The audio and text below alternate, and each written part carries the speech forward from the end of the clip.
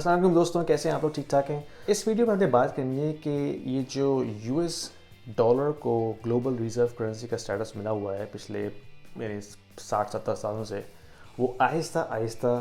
اپنی اس حیثیت کو کھوتا چلا جا رہا ہے۔ اور اس کی مثال جو ہے، یہ نیوز ہے جو میں آپ کو پیچھے ابھی شروع کر رہا ہوں، یہ الجزیرہ کا آرٹیکل ہے، لیکن یہ وال اسٹریٹ جرنل میں بھی کل چھپا ہے۔ اور اس آرٹیکل کے مطابق چائنیز گورنمنٹ اور سعودی گورنمنٹ آپس میں نیگوشیشن کر رہے ہیں کہ وہ کس طرح جو ہے وہ آئل کی ٹریڈ جو ہے وہ یو ایس ڈالر کے بجائے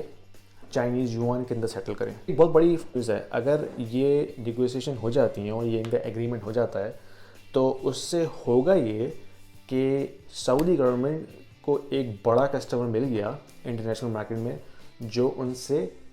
یو ایس ڈالر کے بجائے کسی اور کرنسی میں آئل خریدے گا۔ اس کی ریلیونس طرح سے ہے کہ اگر آپ دیکھیں جو پیٹرو ڈالر کا سسٹم وجود میں آیا تھا 1970s کے اندر، اس میں ہوا یہ تھا کہ یو ایس گورنمنٹ اور سعودی گورنمنٹ کے درمیان معاہدہ ہوا تھا کہ بھائی یو ایس گورنمنٹ نے کہا ہم آپ کو ملٹری پروٹیکشن پرووائڈ کریں گے اگینسٹ یور اینیمیز، ایران، اسرائیل، جو بھی ہو سکتا ہے، اور آپ کو اس کے بدلے میں کرنا یہ کہ آپ نے اپنا آئل جب آپ بیچیں انٹرنیشنل مارکیٹ میں، اس کا آپ جو پیمنٹ سیٹلمنٹ ہے وہ یو ایس ڈالر میں کریں۔ اچھا، یہ کیوں کیا گیا تھا؟ وہ اس لیے کیا گیا تھا کہ یو ایس ڈالر اس وقت کافی پریشر میں تھا اکنامیکلی، یو ایس کی اکانومی کافی خراب تھی، ان کے اوپر ڈیپٹ ڈیفالٹ ہونے والا تھا، اور برٹن ووڈس ایگریمنٹ انہوں نے بریک کیا، گولڈ اسٹینڈرڈ سے ہٹایا، تو ظاہر سی بات ہے ڈالر جو ہے وہ ڈی ویلیو ہو گیا تھا،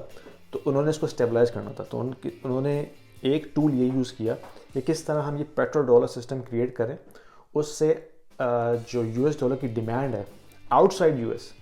وہ بڑھ جائے، کیونکہ ایک تو کرنسی کی ڈیمانڈ لوکلی ہوتی ہے نا، جو آپ کا کنٹری ہوتا ہے جہاں پہ کرنسی ایشو ہوتی ہے، ایک تو اس کی لوکل ریجنل ڈیمانڈ ہے۔ انہوں نے یہ کیا، اس پیٹرو ڈالر کے سسٹم کے ذریعے انٹرنیشنلی یو ایس ڈالر کی ڈیمانڈ بڑھا دی، یعنی کہ اب کسی بھی ملک کو اگر آئل خریدنا ہے نا، سعودیہ سے یا وینیزویلا سے یا رشیا سے،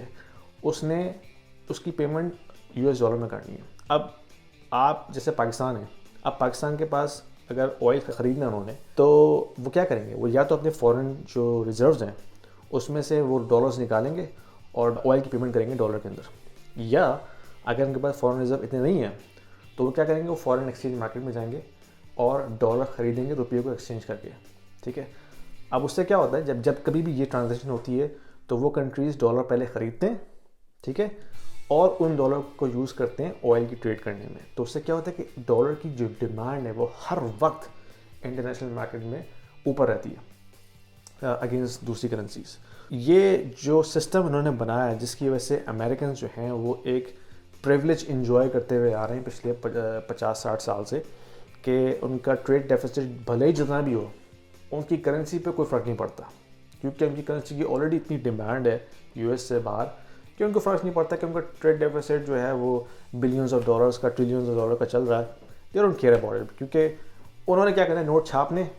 اور چائنا سے پروڈکٹس منگا کے اپنے ملک میں کنزیوم کر لینی ہے۔ اور یہ پریولیج اب تک یہ چل رہی ہے، لیکن آہستہ آہستہ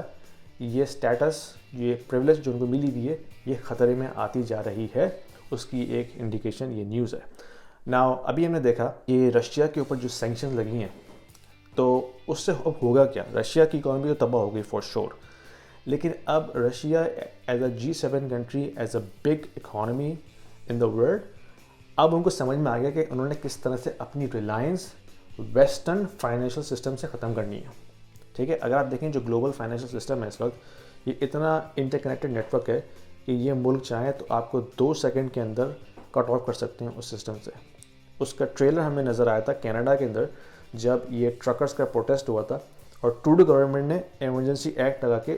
ان تمام لوگوں کو جنہوں نے پروٹیسٹ کیا، بشمول ان کے جنہوں نے ان کو ڈونیشن دی، ان سب کے بینک اکاؤنٹ فریز کر دیے۔ تو یہ ایک ٹریلر تھا یہ دکھانے کے لیے کہ دیکھو ہم یہ جو بینکنگ سسٹم ہے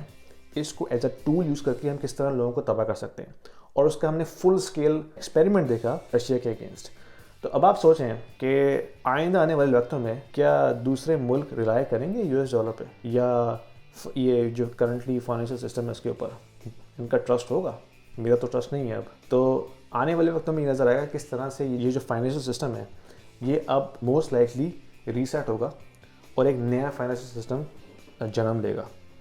ایک نئی کرنسی جنم لے گی، वो करेंसी क्या होती है मुझे नहीं पता, हो सकता है गोल्ड हो सकता है युआन हो,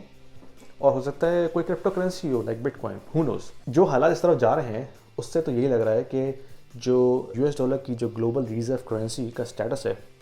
वो आहिस्ता आहिस्ता करके अपनी हैसियत खोता जा रहा है। अब ये ओवरनाइट इवेंट तो है नहीं, ठीक है, ऐसा नहीं होगा कि एक रात में जो है ये स्टेटस इनका ख़त्म हो जाएगा। ये आहिस्ता आहिस्ता प्रोसेस है जो